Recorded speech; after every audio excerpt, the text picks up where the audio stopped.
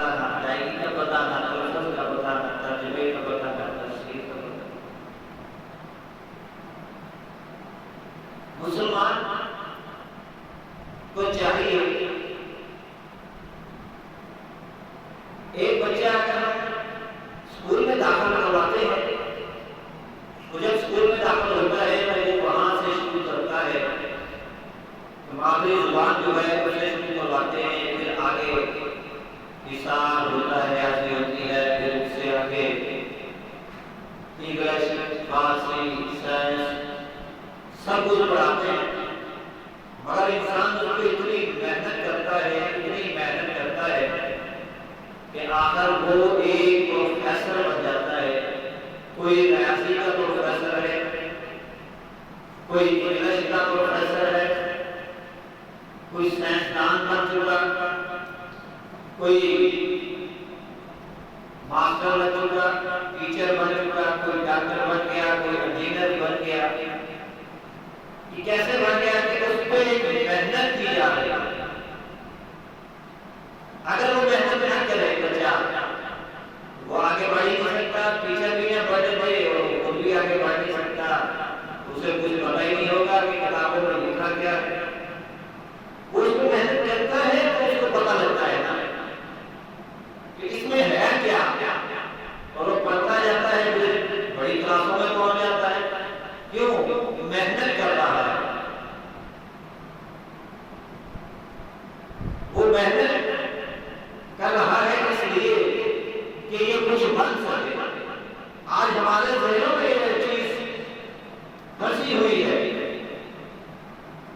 कि हमारा बच्चा कुछ ना कुछ बन जाए, कुछ ना कुछ बन जाए। कैसे बन जाए?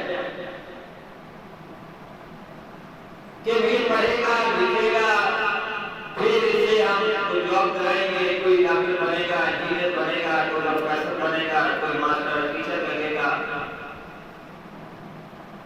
इसलिए हम बच्चे पर भी जोर देते हैं और मेहनत के ऊपर भी जोर देते हैं, उसके अखराजात बर्दाश्त करते हैं। क्यों? कि हमें ये कामयाब होकर संभाल ले। ये दुनियावी असबाब हमारे ज़हन में बैठे बैठे ये कुछ ना कुछ बनने के लिए हमने भेजा है, कुछ ना कुछ बने तो सही, अनपढ़ जहादी न रह जाए। ठीक है, असबाब अल्लाह ने पैदा किए हैं, करने भी चाहिए है, मगर मुसलमान होने के नाते हमने अपने ईमान पर कितना जोर दिया है, कितनी मेहनत की है, ये हम खुद का खुद जानते हैं कि हमने अपने ईमान पर कितना जोर दिया। अगर हम अपने ईमान को संभाल लें, कुरान पाक की तर्जुमा तफसीर पढ़ना शुरू कर दें, इसे उस्ताद के पास पढ़ लें और अपनी नस्ल को बढ़ाना शुरू कर दें, तो क्या हमारा ईमान मजबूत नहीं होगा? क्या हमें दीन का पता नहीं लगेगा? क्या हम दीन के ऊपर अच्छे तरीके से चल नहीं सकते? अगर आज वो ईमान, वो दीन हमारे अंदर उसी तरह आ जाए जैसे हम स्कूलों में बच्चों को मेहनत करवाते हैं, इसी तरह हम खुद और अपने बच्चों को इस पर मेहनत करने पर लगा दें, तो आज वो जो हम जहाज बने फिरते हैं, कभी कोई फैसले करते फिरते हैं, कभी दरबारों में जाते हैं, कभी कमरों में जाते हैं, कभी किसी से भीख मांगते मिलते हैं, कभी किसी से कोई ना कोई मदद मांगते मिलते हैं, वो मदद जो मांगने का तरीका है वो अल्लाह ताला ने कुरान पाक में लिखा हुआ है, हदीसों में लिखा है, आप अलैहिस्सलाम की शरीयत में लिखा है कि इस तरीके से आपने दुनियावी असबाब को पैदा करके अपनी मेहनत को उजागर करके अपनी मेहनत का फल लेना। अगर आज हमने कुरान पाक को छोड़ा हुआ, हम इतनी मेहनत नहीं करते। एक मुसलमान सिर्फ इतना जानता है कि ला इलाहा इल्लल्लाह मुहम्मदुर रसूलुल्लाह, और उसके अंदर के मानी का मफ़हूम का किसी को सही तरह बताएं कि मफ़हूम क्या है। एक तो ला इलाहा इल्लल्लाह, इसके लफ्ज़ ठीक नहीं, ज़ेर ज़बर ठीक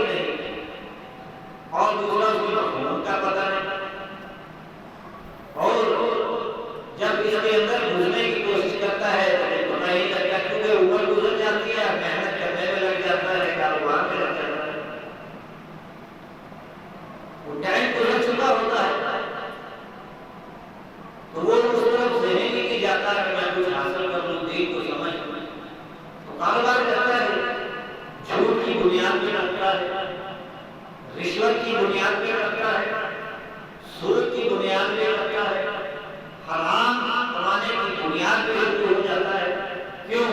कि दीन की समझ भूल नहीं, इसलिए हम यहूद और नसारा गैर मुस्लिमों के तरीकों को मुताबिक हमने कारोबार को शुरू कर दिया। इसलिए हमारी कमाई भी हराम हो जाती है और हमारे बच्चे भी आगे नहीं बढ़े, और फिर रोते फिरते हैं कि बच्चे हमारी मदद नहीं करते। और कभी हलाल का लुकमा खिलाया हो तो बच्चा तेरी खिदमत कैसे न करे, बच्चा तेरी इज्जत एहतराम कैसे न करे। अगर हलाल खाएगा तो बच्चा तेरी इज्जत भी करेगा, तेरा एहतराम भी करेगा, तेरी मदद भी करेगा, खिदमत भी करेगा। अगर तुमने हराम का लुकमा खिलाया उसे, जान ले कि दुनिया में भी तू बर्बाद होगा और आखिरत में भी बर्बाद होगा। दुनिया में इसलिए बर्बाद होगा कि बच्चा तुझे उस मोड़ पे छोड़ के चला जाएगा जिस मोड़ पे तुझे बच्चे की जरूरत पड़ेगी, तेरी औलाद की तुझे जरूरत पड़ेगी, और तू जलील और रुसवा होगा तुझे। और आखिरत में पूछा जाएगा कि तूने अपने बच्चे के लिए क्या किया था, बच्चे को कैसे कमा कर कैसे अपने बच्चे को पाला है, क्या कमाई थी। और जब सवाल होगा कैसे कमाया था तो जवाब देने के काबिल नहीं होगा। इसलिए आखिरत में भी नाकाम है, दुनिया में भी नाकाम है। और वैसे ही वो चलता रहता है सिलसिला। और जब बच्चे को कुछ पता ही नहीं होगा वो आने वाली नस्ल कैसे आपकी ईमान पर दीन पर आएगी। जब हमने बच्चे को कुछ सिखाया नहीं, बच्चे को कुछ पढ़ाया नहीं, दिखाया नहीं, तो बच्चा कैसे आगे किसी को दीन फैलाने के लिए चल सकता है। आज हम कहते हैं कि गैर मुस्लिम को भी दीन पे आना चाहिए, दीन समझाना चाहिए, तबलीग करनी चाहिए। जब हमें खुद नहीं पता तो हम दीन कैसे फैलाएंगे, गैर मुस्लिम को कैसे हम तबलीग करेंगे। जब मुसलमान कारोबार करता है उसमें रेडी वाला झूठ बोल के सौदा बेच रहा है, वहां ताजिर झूठ बोल के कारोबार कर रहा है, वहां झूठ बोलकर कमाई की जा रही है, और किस तरह के तरीके आजमाए जा रहे हैं कि मुसलमान ऐसी कमाई करके फिर जन्नत में भी जाना चाहता है। वो तेरी नमाज़ें किस काम की, वो तेरी नेकी की हुई किस काम की है, जिस काम में कि जिस रूह के अंदर, जिस जिस्म के अंदर हराम का लुत्फ़ गया हो, वो इबादत किस काम की। हलाल खाएगा, हलाल खिलाएगा तो तेरी रूह के अंदर भी बीमारियां पैदा होगी, तेरी जुबान में भी असर पैदा होगा और दीन का शौक भी बढ़ेगा। और आने वाली नस्ल भी तेरी फरमाबरदार होगी, तेरी इज्जत एहतराम करेगी, अदब एहतराम करेगी। हज़रत उमर रज़ियल्लाहु तआला अन्हु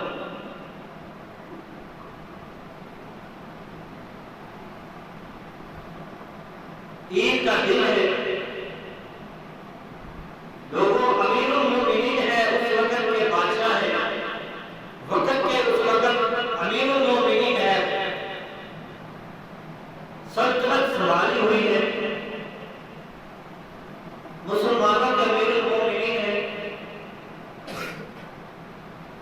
और हज़रत उमर रज़ियल्लाहु तआला अन्हु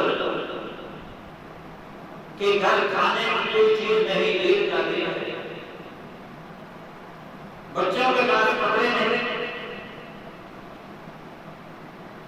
कच्चा प्याज खाकर बैठे हुए हैं, पुराने कपड़े पहने हुए हैं। हज़रत अमीरुल मोमिनीन मेहमान की ईद पर घर आए, मुंह छुपाकर बैठ गए और बैठे देखा कि बच्चियों ने मुंह में कपड़ा लिया हुआ है। पूछा, बेटा मुंह में कपड़ा लिया हुआ है, क्या वजह है? अब्बा जी कुछ नहीं, वैसे ही रखा हुआ है। बेटा कोई तो बात है जिसकी वजह से मुंह में तुम्हें कपड़ा रखा हुआ है, कोई तो बात बताओ। अब्बा जी घर में खाने को कुछ नहीं था, बच्चियों ने कच्चा प्याज खाकर मुंह पे कपड़ा इसमें रख लिया है कि आने वाले लोग ये कच्चे प्याज के खाने की बदबू उन तक ना पहुंचे। तो अमीरुल मोमिनीन ने कहा, बेटा मेरे पास कुछ होता तो मैं देता। कहता, अब्बा जी कोई परेशानी की बात नहीं है, हम आपकी इस काम पर, इस सच्चाई पर, इस दीन पर मैं बड़ा राजी हूँ। हम बड़े राजी हैं कि जो तुमने आपने हमें हलाल का रिज़्क़ खिलाया, हराम का नहीं खिलाया। क्या वजह थी कि अमीरुल मोमिनीन आप अलैहिस्सलातु वस्सलाम की खिदमत में बैठा करते दीन सीखा हुआ था और बच्चों को भी दीन सिखाया हुआ था। जो बच्चों ने इतना सब्र करके ईद गुजारी, आज हमारे बच्चे को हम कपड़ा ना दे, तो खाना ना घर लेकर जाए तो बीवी भी पूछती है, बच्चे भी पूछते हैं, बच्चे भी कपड़ा मांगते हैं, बीवी भी कहेगी हमने मुझे तो कुछ दो, कुछ ना पहना, बच्चों को कुछ पहना दो, खिला दो, कुछ दे दो। मगर हम दीन नहीं सीखते, हम कहीं ना कहीं से निकाल कर लगा देते, चाहे वो हलाल का हो हराम का लगा देते। जुबान पर कंट्रोल नहीं होता, सब्र नहीं होता। क्यों नहीं होता? कि दीन सीखा ही है, दीन की समझ बूझी ही नहीं। आप अलैहिस्सलातु वस्सलाम ने फरमाया, सब्र करने वाला मेरा दोस्त हो।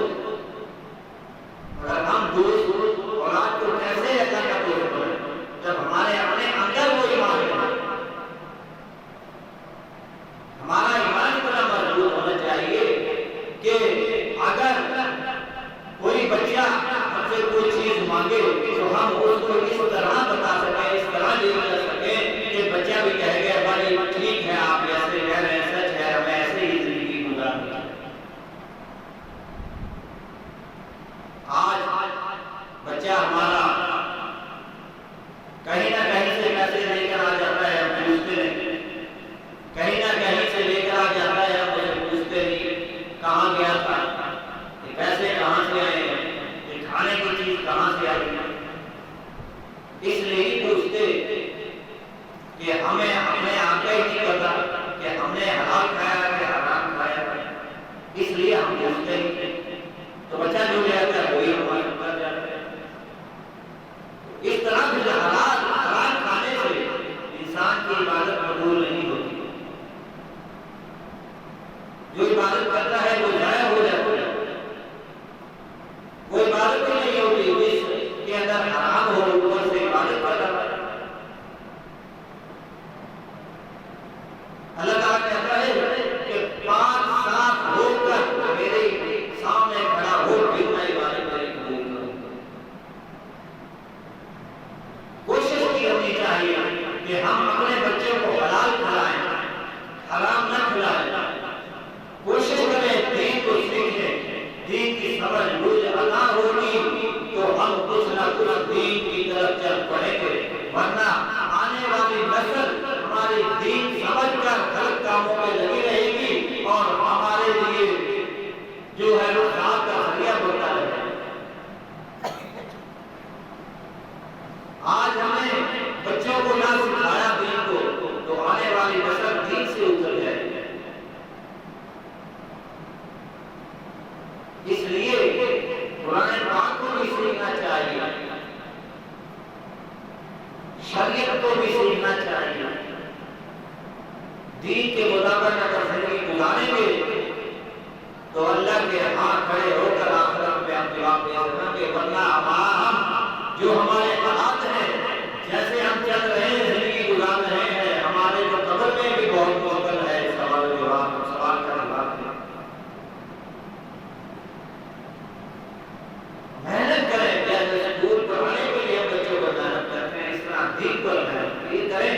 ताकि अल्लाह ताला इनको भी दीन अता फरमाए, आने वाली नस्ल को भी दीन को समझ बूझ अता फरमाए और पूरी दुनिया में दीन फैल जाए। इस तरह दीन फैल जाए जिस तरह आप अलैहिस्सलातु वस्सलाम की मंशा थी कि सारे कायनात के मुसलमान जन्नत में जाने वाले बन जाए, जहन्नम से बचे। मेहनत कीजिए, दीन पर मेहनत कीजिए, कुरान पर मेहनत कीजिए, बच्चों पर मेहनत कीजिए। अल्लाह ताला हमें कुरान पर अमल करने की तौफीक अता फरमाए, कुरान की समझ बूझ अता फरमाए। आप अलैहिस्सलातु वस्सलाम की शरीयत जो है वो हमें उनकी समझ बूझ अता फरमाए और